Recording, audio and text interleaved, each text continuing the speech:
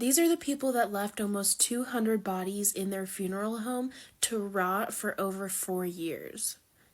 They were stealing people's money, not actually cremating their loved ones, and let me just show you their Facebook post and what they were actually doing with this money.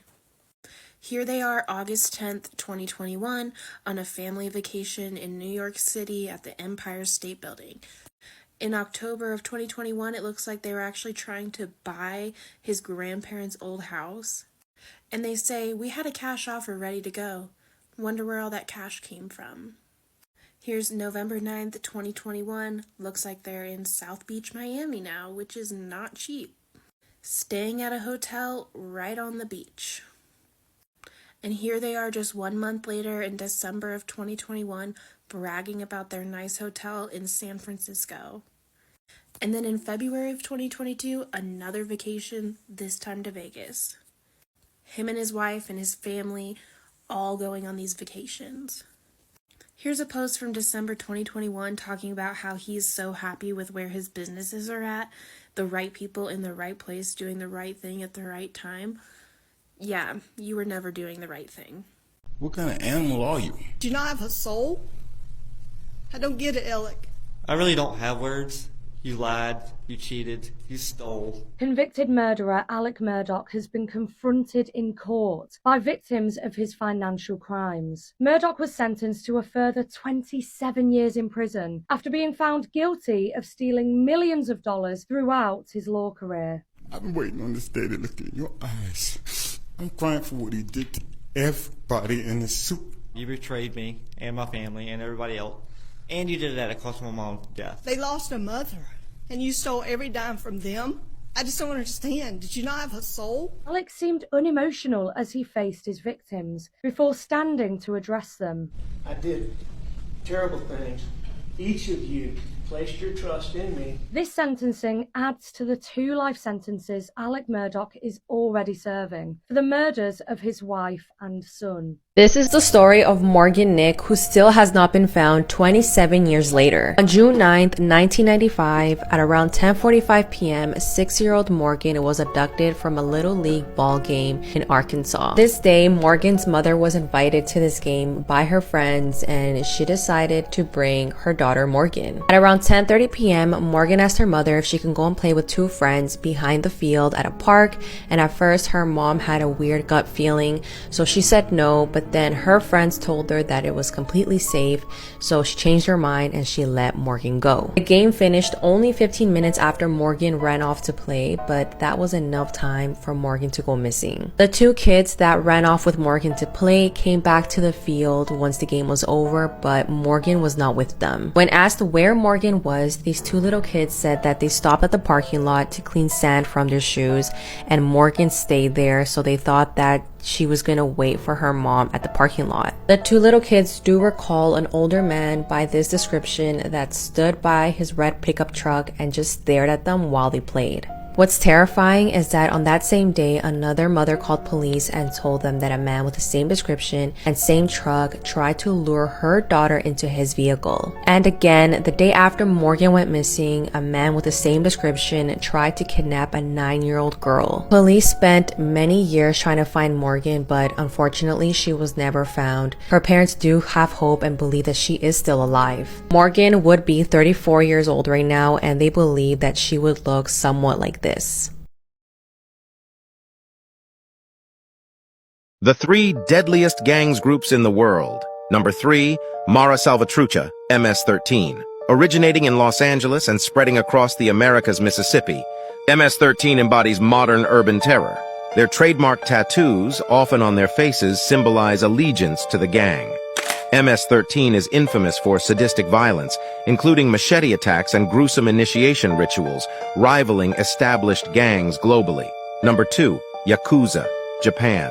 This enigmatic empire is involved in various activities, from gambling to prostitution, and is one of the world's oldest criminal groups. With strict codes and intricate hierarchies, the Yakuza operate discreetly but frequently make headlines. The most startling aspect is their commitment to yubitsume, where they ritually remove finger joints to atone for failures.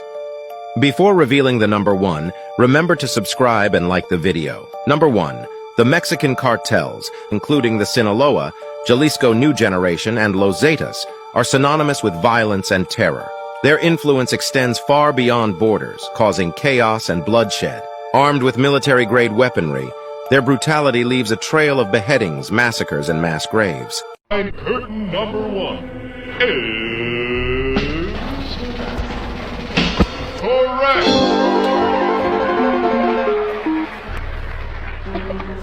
Wait. You don't remember what she looks like?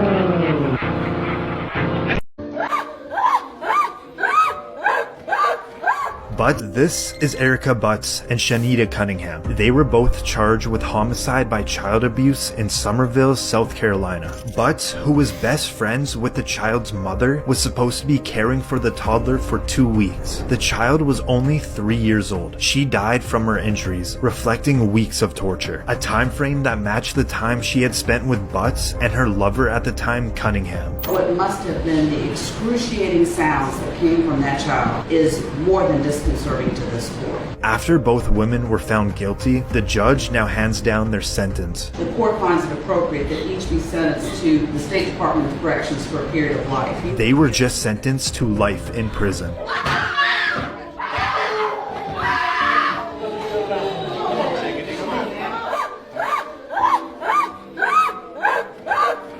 Butts and Cunningham are reportedly at separate prisons serving their life sentences. Children who disappeared without a trace. Madeleine McCann. She disappeared from her bed in a vacation apartment in Portugal. Dennis Martin. He disappeared in the Tennessee National Park at the age of 6 years old.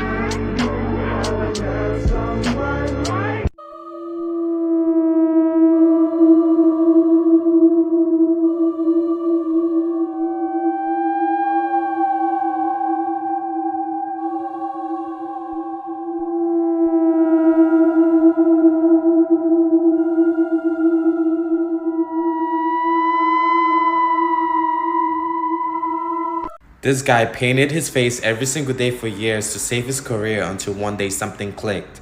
The guy had a condition called vitiligo and felt embarrassed. He was also a TV reporter who had to go on TV every single day. Once he noticed that his skin was rapidly changing, he began to do anything he could to save his career. He would put on makeup every single day and none of his coworkers ever noticed.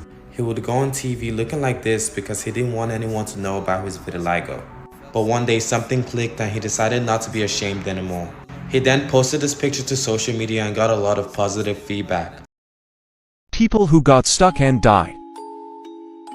This is Aurora Scheffel. Every day at the beach turned tragic after a freak accident took the life of a 14-year-old girl Saturday afternoon. The horrific incident occurred at Oregon's South Jetty Beach as Aurora Scheffel and a friend posed for photos atop a log on the surf. Her pal had just jumped off when a wave hit the log, causing Scheffel to fall and hit her head and neck. The heavy, waterlogged trunk then rolled over her legs, pinning her down. As her two friends frantically tried to lift the log, more water came in and rolled the massive piece of wood over her body. Bystanders eventually managed to free the young cheerleader, but it was too late. A GoFundMe account set up to pay for funeral expenses has already collected over $9,000, nearly double the original goal of $5,000. Oregon Beach. How big driftwood can be. Another photo of Aurora.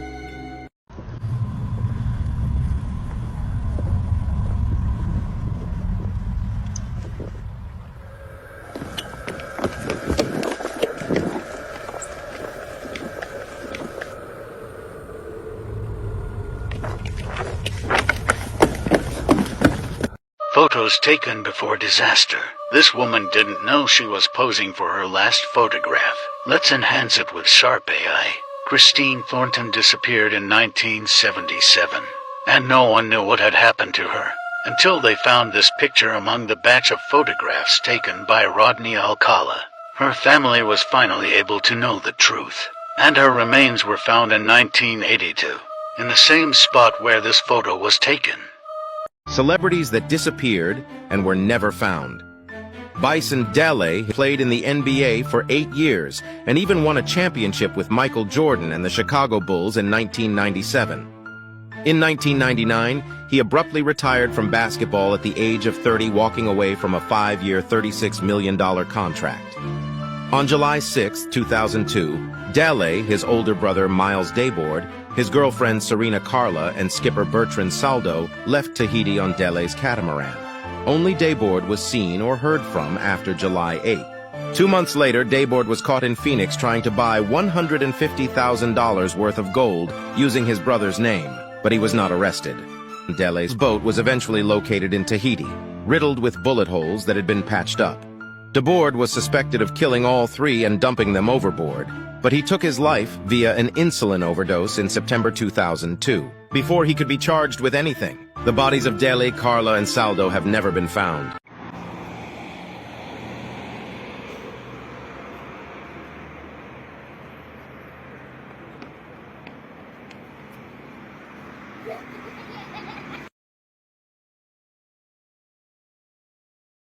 That indictment having at its core the abduction by you on 5th February 2023 from a public street in Galashiels of a young girl who just turned 11 years of age. Your victim was unknown to you. You picked her up in your car while dressed in female clothing. You took her to your house in Gattonside, Melrose, where you kept her confined in your bedroom and repeatedly sexually assaulted her. The police sergeant who spoke to the risk assessor in this case advised that the lock on the outside of the bedroom appeared new. The sexual assaults perpetrated by you against your victim included the digital penetration of and licking of her vagina and anus in a variety of positions over a 27-hour period. The narrative of your offending in this case, which was read out in court on the occasion of your last appearance, was frankly nauseating in its level of depravity and criminal deviance.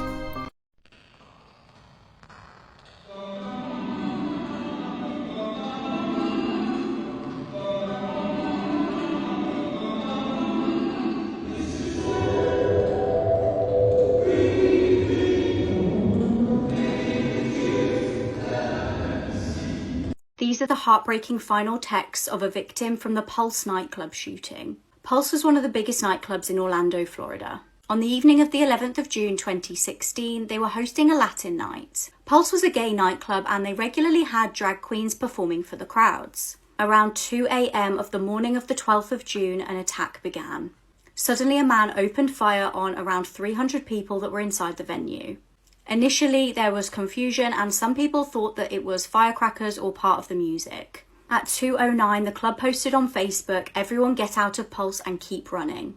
The gunman had exchanged fire with a policeman at the door who was working that night. Now, Imran Yusuf, who was a veteran working as a bouncer, recognised the sound of gunfire. He jumped over a locked door where behind people were hiding in fear.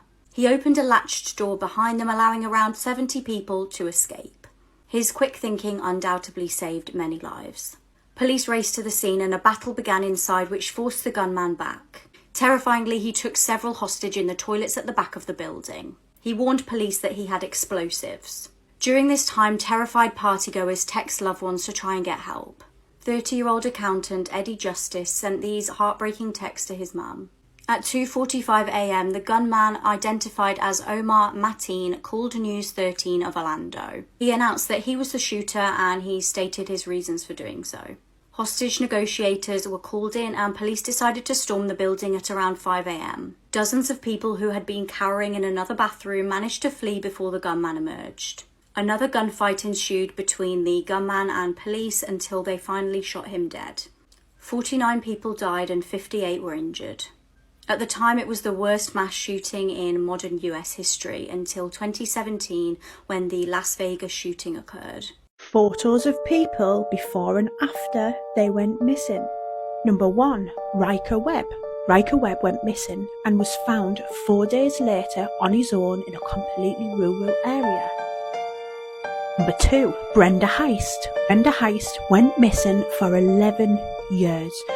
Daughter, family, everybody sent search parties looking for this woman, and 11 years later she turned up looking like this. Steve Carter. Now this is an interesting one. Steve Carter was searching an online forum when he came across a missing child case. He realised that the child was him. Imagine finding this out online as a grown adult. If you like anything weird, scary or a little bit creepy, please support my channel by giving me a follow.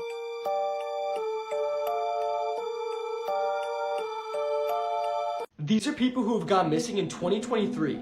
This is Joshua Amos, who is 32 years old. He has been missing since March 19th, 2023 after leaving a strip club in Washington Park, Illinois. His mother, Christine Simpson, said his disappearance is something that Joshua just wouldn't do. He was seen on video leaving Scarlet Strip Club on Berkman Road in Washington Park at 5 a.m. on March 19th. Surveillance cameras from a trucking company on Lincoln Avenue captured Joshua's image at 7:28 a.m. that day. The trucking company and the strip club are about 4 miles apart. Illinois State Police and a search dog looked for Joshua on March 24th, but nothing was ever found. His family and friends continue the search to this day, hoping they will find him ever since his disappearance. Up next is Jordan Taylor, and at 4:18 p.m. on January 6, 2023, Jordan Taylor, who is 29, changed his Facebook profile picture to a selfie of him wearing a white mask. Later that day, Jordan went to a barber shop located on Hillside Avenue in Queens, New York, and at 6:48 p.m. he abruptly left in the middle of his haircut, telling his barber that he had to go after receiving a phone call. Jordan was later seen standing outside of the barber shop for 5 to 10 minutes. Around 9 p.m. that same day, phone records show that Jordan went to the Port Authority bus terminal, where he seemingly spent some time up until midnight. On January 7, 2023, phone records tracked Jordan to a location near a club.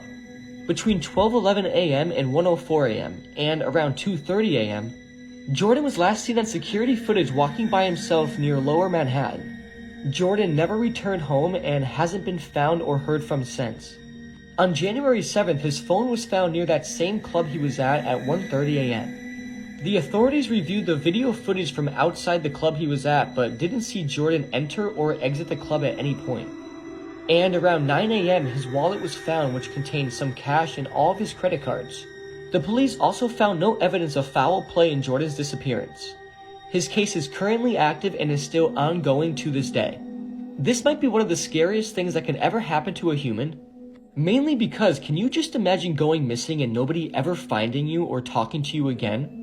I don't know, the thought about that is just terrifying, and hopefully they are found soon.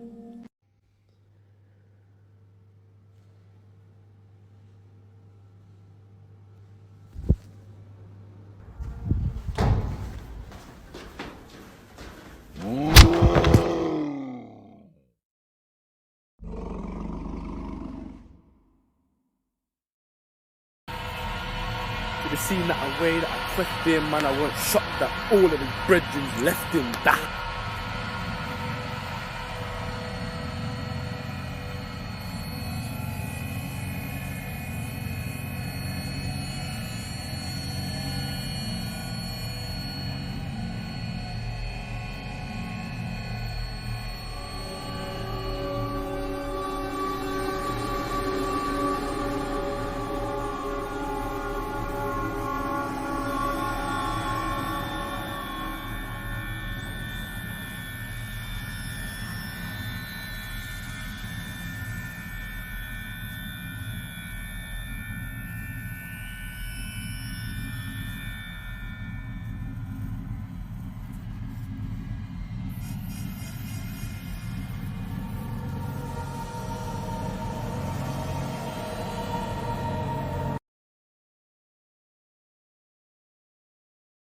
The Funky Town Killers might have another video, and I'm about to explain it. The video begins in a well-lit white room with white tiles on the floor. The tiles look extremely identical to the ones in Funky Town. In the opening seconds of the video, one of the killers is holding up a still beating heart to the camera, and while this is happening, you can hear the cameraman laughing hysterically. And you then realize there are multiple cartel members in the room, and there are 2 dead guys lying on the ground. After the opening seconds, the camera goes to one of the victims' corpses on the ground, and since there are 2 dead victims with their hearts ripped out of their bodies, there is literally blood everywhere. The camera then stays on one of the victims' bodies, and one of the cartel members then starts to behead him. And once the beheading was completed, the cartel members began to play soccer with the victim's head. The cameraman gets involved and they all begin kicking the head around, having fun. They are laughing, cracking jokes, and it's absolutely sickening. Every time the head is kicked around, you see the blood trail it leaves behind on the white tiled floor. After this, they then pose with the head and hold it up to the camera. The camera then pans to the other victim's body on the floor and you can see another cartel member dismembering the victim's arm. You see him slicing away with a knife. The camera then goes back to the other victim's body and you can see that they removed one of his arms. And at this point, one of the cartel members gets down on his knees and begins having an arm wrestle with the severed arm of the victim, just laughing. It's absolutely horrible and disturbing, and the video then concludes. Now, the video doesn't show the killings, but it's safe to assume they were carried out shortly before the video was recorded, since at the beginning of the video there was a beating heart. Now, not only is the brutal nature of the video terrifying, but also the setting of it. The setting looks exactly like the setting of the infamous video Funky Town. And many people who saw both videos are convinced it's the same room Funky Town was done in. But nothing at this point is 100% confirmed. But assuming from the gruesome nature of the video and the white tiles, I do believe this was the same room Funky Town was done in.